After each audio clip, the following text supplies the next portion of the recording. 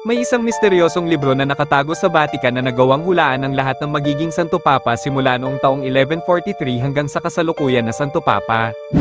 At ang pinaka-nakagigimbal na bagay na nakasaad sa librong ito ay nagsasabi na pagkatapos ng paninilbihan ni Pope Francis bilang Santo Papa ay magaganap na ang pagwawakas ng mundo.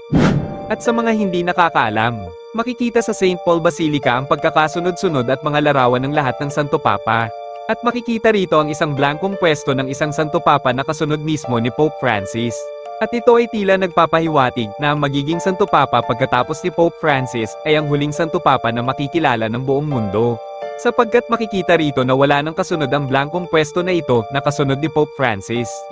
At ayon pa sa nakasaad sa librong ito, sa pagkakataong magkaroon na ng Santo Papa ang blankong ito, magaganap na umano ang paghuhukom o ang katapusan ng mundo.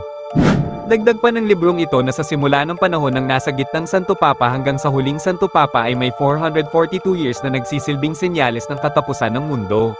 At kung pagsasamahin ng 442 years na ito at ang taon ng nasa gitnang Santo Papa noong 1585 AD ay makikita mo mismo na ito ay 2027.